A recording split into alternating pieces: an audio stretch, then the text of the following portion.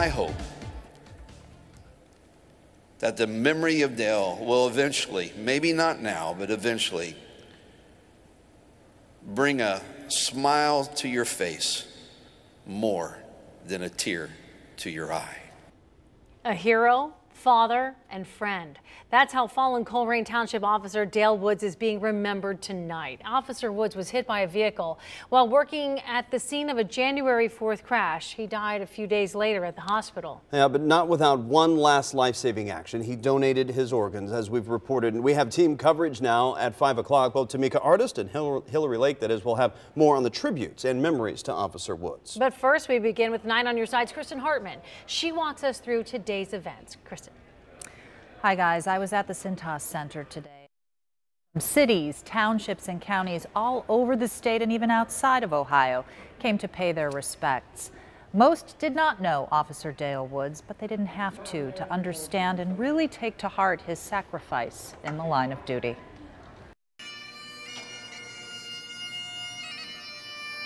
It is one of the saddest sounds when you match the melancholy music to this image.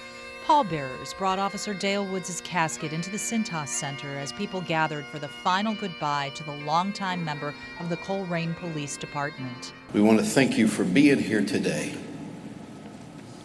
and also for your expressions of love and support. Speakers first addressed the community, then they remembered the man who made his life one of service. Dale was the kind of man who would break a window in a car to save a baby that was in a sweltering car and it was going to lose its life, never expecting to hear a thank you. But ironically, getting the message of thank you from that child's father 1 hour before he was struck Friday. Most every person who took the podium spoke directly to Dale's 3 kids, Trinity, Colin, and Haley, whose pictures were on their dad's prayer card. Your dad loved you and was incredibly proud of you. And he left you with a remarkable legacy. And he's also left you with thousands of new aunts and uncles. All men and women of the badge who know too well that the call to serve and protect sometimes requires the ultimate sacrifice. Amazing grace. Dale did what heroes do every day. When Dale did his job, he helped somebody who needed help. He paid the ultimate price. Friends, I believe in the altruism of public service, but this is not fair. And this hurts. Dale, I love you and I'm going to miss you. You made me a better person for knowing you. And you made our police department a better police department for being part of us. And I know you made Colerain Township a safer community because you stood the watch. And there was something of a call to action at today's ceremony from his peers in Colerain Township. One of the speakers said, as long as you can tell Officer Woods' story, his essence and his memory will live on. Another speaker said, in time, the memories would bring a smile more than a tear. Tanya? Kristen, thank you. Today, many people who Officer Woods served lined the streets to say their final farewells. As 9 on Your Side's Tamika Artist joins us live to explain some of them didn't even know him personally. Tamika?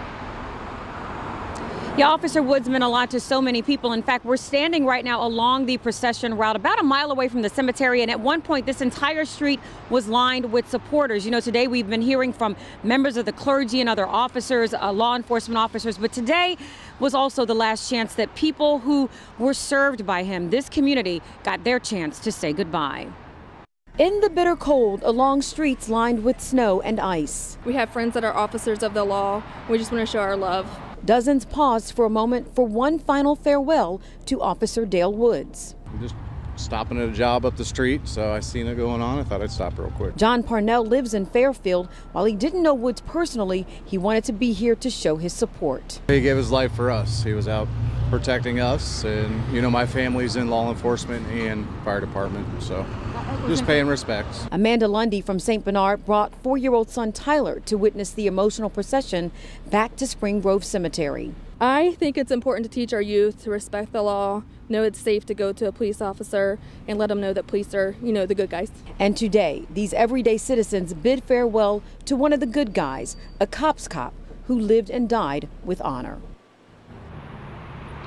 Well, coming up in my live report later on at 6 o'clock, we actually spoke with a young man who was here for the procession. He tells me he knows the Woods family personally. He grew up with the middle daughter, and he shares a very interesting personal story about his relationship with Officer Woods. It's a story that might bring a little tear to your eye, so stay tuned and we'll have that for you at 6 o'clock.